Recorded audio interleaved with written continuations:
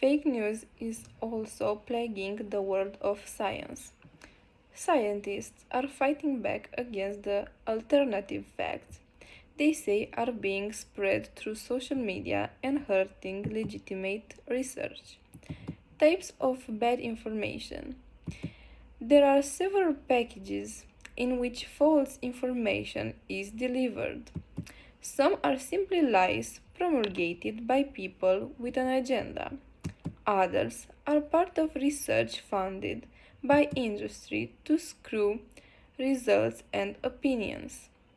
And yet, another segment is questionable research that receives widespread attention. Some are a combination of these factors. One of the best examples from the past is the tobacco industry, which for decades funded the research that cast doubt on whether cigarette smoking and secondhand smoke were bad for your health. The sugar industry has also been accused of propping up studies that downplayed the health hazard of consuming sweetened food and beverages. All an industry needs to do is create some uncertainty. Kevin Elliott, PhD, an associate professor at Michigan State University, who also spoke at the AAAS meeting. Sometimes the tainted research isn't easy to spot. Earlier this month, a study was released that concluded lung inflammation has far less serious in e-cigarette smokers than it was in people who smoked regular cigarettes. The research was funded by British American Tobacco. Why would this organization fund a study that had negative results for regular cigarettes? Turns out the tobacco industry worldwide is getting into the e-cigarette market. Faulty research can also receive widespread attention. In 1998, a British doctor named Andrew Wakefield published a study in the Lancet that linked autism to the measles, mumps, and rubella MMR vaccine. However, that study only included a small sample size of 12 individuals, and a number of conflicts were eventually uncovered involving Wakefield and his colleagues. The Lancet redacted the study in 2010, but it's still quoted by some anti-vaccination organizations. In September 2012, a study was widely publicized that linked genetically modified corn and the herbicide Roundup to tumor growth. The study was retracted in 2013 but then republished in another journal in 2014. These types of studies had led to the creation of a blog called Retraction Watch. The online column reports on 500 to 600 retractions a year, spreading the word. The problem isn't just the questionable research, it's also how quickly and widely the information can spread. Anyone can have a website in today's world, and even former Playboy playmates like Jenny McCarthy can become experts on vaccines and autism.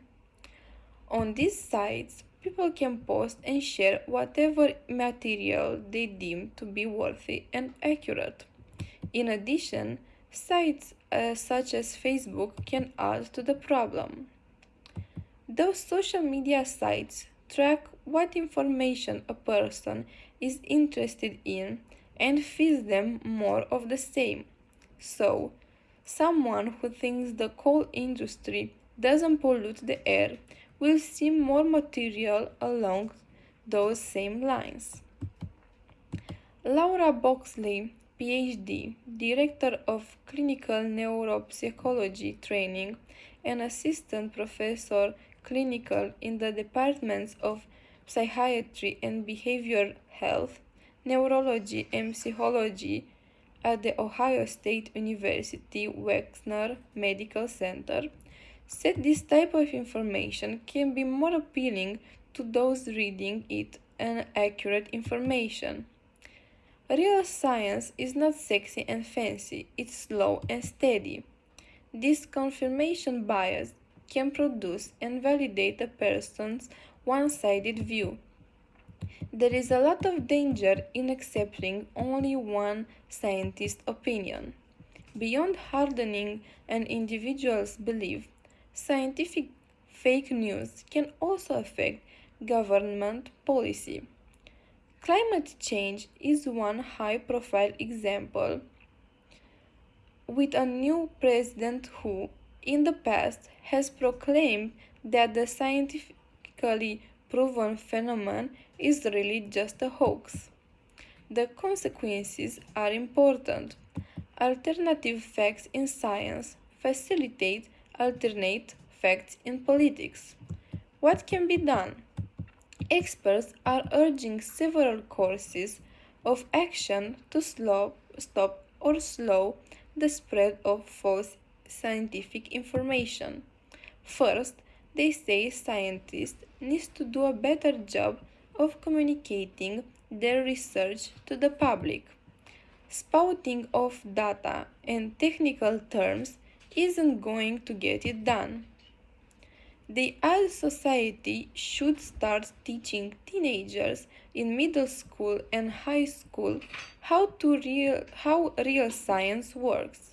That way, they'll be able to spot phony research when they're adults. Teaching this early builds lifelong skills. This highlights the importance of developing a sophisticated citizenry.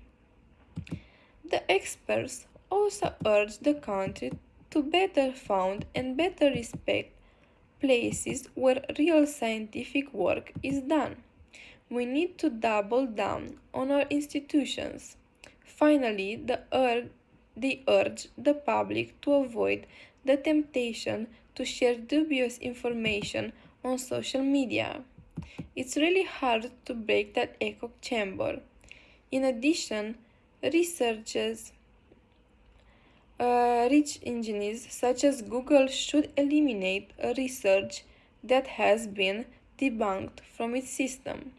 Institutions can also monitor the internet and then perform damage control if they see incorrect information out there.